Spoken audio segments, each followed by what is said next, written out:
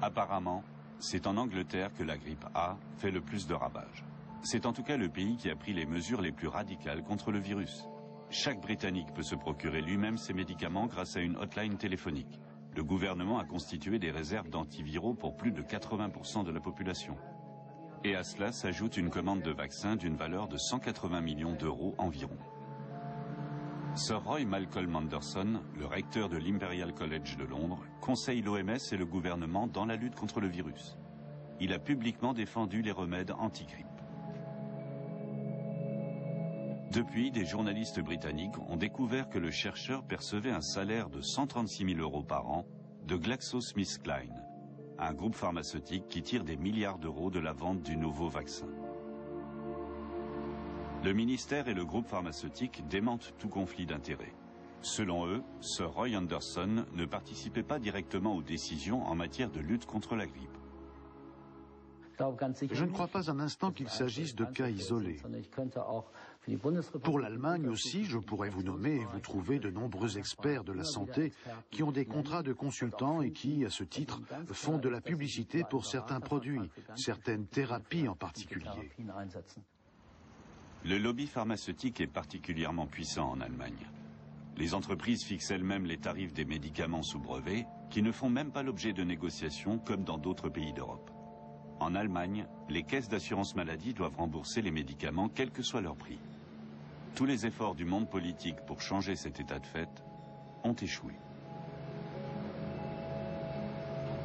Le lobby pharmaceutique serait-il plus fort que le souci de protéger les citoyens ? Stimuler l'industrie est manifestement plus important ici que la protection de la santé. Transparency Allemagne dénonce depuis des années ce système de santé sujet à la corruption et aux escroqueries. À en croire l'ONG, la régulation politique y est inexistante. Des études médicales sont falsifiées, des administrations se laissent influencer et les risques sont tus. Les gens pensent toujours qu'il y a des instances de contrôle dans les ministères et les commissions publiques. Mais les conflits d'intérêts et l'interdépendance croissante entre ceux qui y travaillent et les fabricants sont tels que ce contrôle disparaît quasiment.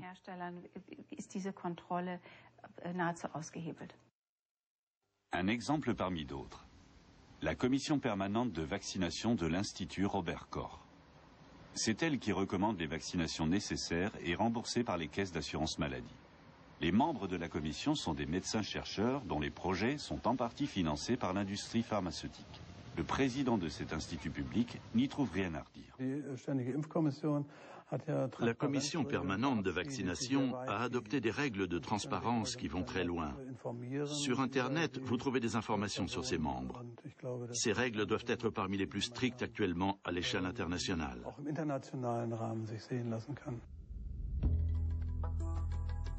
Sur le site Internet de l'Institut Robert Koch, les membres de la commission affichent effectivement leurs relations avec l'industrie pharmaceutique.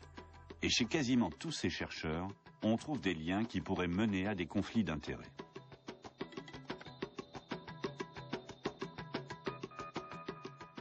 Certains font une interprétation très intéressante de ces listes. Ils vous disent « Vous voyez bien que je suis indépendant, je collabore avec 5 laboratoires. Ça montre bien que je ne peux pas défendre les intérêts de l'un d'eux en particulier. » Je pense que c'est méconnaître les principes du lobbyisme et de l'indépendance. C'est une question fondamentale. Est-ce que j'entre là-dedans? Est-ce que j'accepte de prendre l'argent de l'industrie pharmaceutique, de faire des recherches financées par des tiers?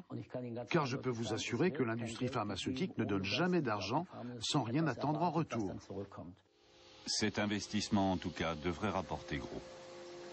GSK dit avoir dépensé 200 millions d'euros pour l'aménagement de cette usine de vaccins à Dresde, dans l'est de l'Allemagne. La société compte depuis des années déjà sur une épidémie de grippe.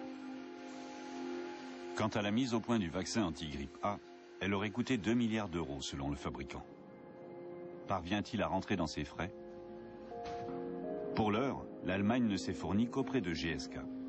La France, elle, a acheté ses vaccins à différents fabricants, et plus de la moitié à GSK. Des vaccins qui, selon leurs détracteurs, ont été insuffisamment testés. Mais Jens Vollmar, le responsable de la fabrication, ne semble aucunement inquiet quant aux risques présumés. C'est exactement pareil dans le cas de la grippe saisonnière. Là aussi, nous devons renouveler notre autorisation chaque année. Et la procédure est même encore plus rapide pour les vaccins saisonniers. Dans le cas du H1N1, nous avons un modèle de vaccin déjà autorisé, qui nous permet de faire des recherches. Ça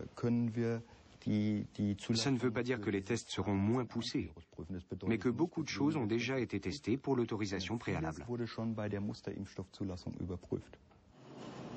Pour fabriquer son vaccin, GSK utilise des œufs de poule ainsi qu'un adjuvant pour en renforcer l'action. Or, ces adjuvants sont très controversés, car ils peuvent provoquer des réactions au vaccin comme des paralysies évolutives ou bien les aggraver. C'est pourquoi ils ne sont pas autorisés aux États-Unis. En Europe, certains experts estiment que les tests de sécurité des vaccins étaient déjà insuffisants à la base. Pour ces spécialistes allemands et français, le calcul est simple. Si l'on vaccine 20 millions de personnes et que le pourcentage d'effets secondaires est d'1 pour 1000, cela fait 20 000 personnes touchées. Et si ces effets secondaires sont graves, c'est une catastrophe. Imaginez que vous ayez une complication mortelle du vaccin chez une personne sur 1000. Vous allez vacciner 60 millions de Français. Vous allez avoir 60 000 victimes, et cette fois-ci, des enfants, des femmes enceintes, des jeunes gens comme vous, des gens en parfaite santé. C'est une catastrophe. Les nouveaux vaccins sont à l'essai en Allemagne depuis la mi-août. Ces tests réalisés en quelques semaines sur 1200 adultes et 2000 enfants doivent confirmer que le vaccin anti-grippe est bien sans risque. L'identité des cobayes est tenue secrète. Frank von Sonnenburg, le professeur de Munich qui dirige l'étude pour toute l'Allemagne, ne comprend pas ces critiques. Nous avons des années d'expérience avec les vaccins anti-grippe, des centaines de millions de vaccins. Et celui-ci n'est pas bien différent des autres vaccins contre la grippe. Il n'a rien de sensationnellement nouveau, mais nous ne pouvons pas, c'est vrai, recenser les effets secondaires rares. Le professeur von Sonnenburg est convaincu de la fiabilité de ses études sur la grippe et ses remèdes. Pour autant, il voit bien l'influence de l'industrie pharmaceutique sur la recherche, lui aussi. Naturellement, ce serait bien que des sommes substantielles soient allouées à la recherche sur les vaccins. Cela nous permettrait de faire certaines études sans dépendre de l'industrie pharmaceutique, sur l'acceptation des vaccins par exemple, et la façon de les faire mieux accepter pour avoir une meilleure couverture.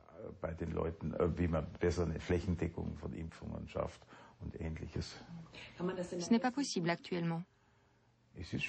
C'est difficile, car il n'y a plus beaucoup d'argent.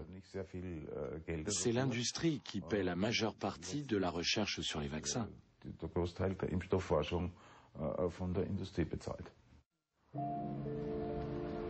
En Allemagne, l'industrie pharmaceutique ne finance pas seulement une grande part de la recherche.